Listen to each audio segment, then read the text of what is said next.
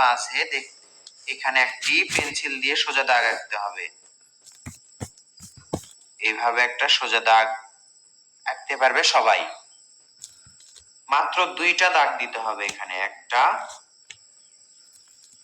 2টা। এরপর এর মাঝে থেকে ইংরেজি অক্ষর ভি আঁকতে হবে। ভি আঁকার পর 2 দিকে 2টা দাগ তুলে দিতে হবে। এটা কি হচ্ছে? এটা হচ্ছে গাছের শেপ।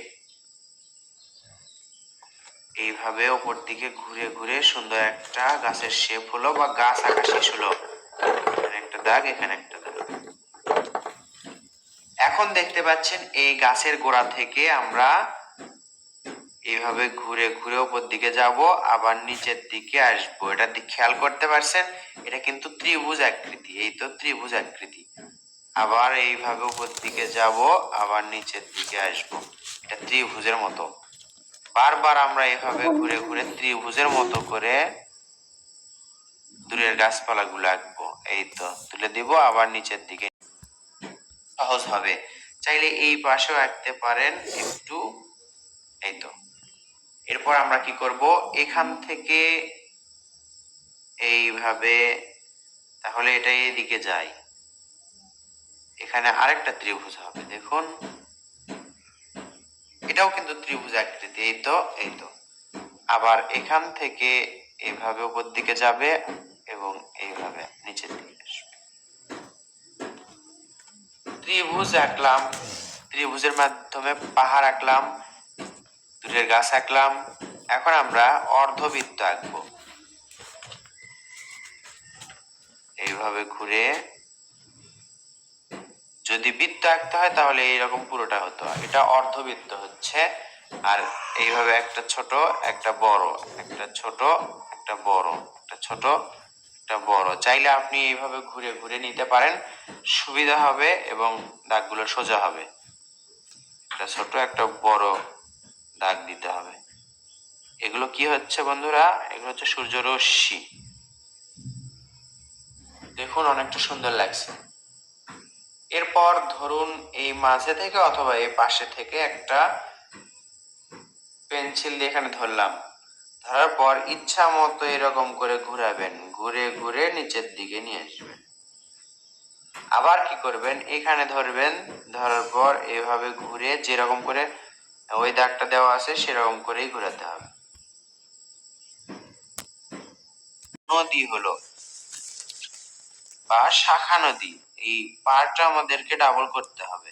এটা, এটা এবং এই পাশে এই নিচেরটা। আর বিপরীত পাশে এর বিপরীতটা, এইটা এবং এইটা। আর এই নিচেরটা আছে এটাও। এখন আর্ট পেপারের বাঁ পাশটা একটু ফাঁকা থাকছে, এজন্য আমরা এখানে দেখুন এই গাছের বরাবর নিচে এখানেও আরেকটা ত্রিভুজ আঁকবো। অর্ধ ত্রিভুজ। এই দাগটা দিলেই পুরো ত্রিভুজ হয়ে যাচ্ছে। এদিকে একটা সোজা দাগ দিব এবং এদিকে আরেকটা সোজা দাগ। নিচের দাগটা বড় থাকবে, এভাবে লেগে যাবে। আর এটা এটার সাথে মিলে দিলাম। প্রথমে আমরা যেভাবেই আঁকি সেভাবে একটা ঘরের চাল আঁকলাম, নিচে সোজা একটা দাগ দিলাম, দুই পাশে 2টা সোজা দাগ। এই 2 সোজা দাগটা ছোট হবে মাঝের দাগের চেয়ে। লেগে দিলাম, আর এটা ঘুরে দিলাম, আর দাগটা নিচে ডাবল করে আঁকলাম। সুন্দর একটি ঘর হলো। এক পাশে জানালা, এক পাশে দরজা আঁকতে হবে। ইচ্ছা মতো জানালা দরজা আঁকতে পারেন। এই দরজা আর এই পাশে জানালা। সুন্দর একটি দৃশ্য আঁকা শেষ হলো। চাইলে আপনি আর কিছু আঁকতে পারেন। যেমন এখানে আপনি ছোট্ট করে সাদা মেঘ আঁকতে পারেন।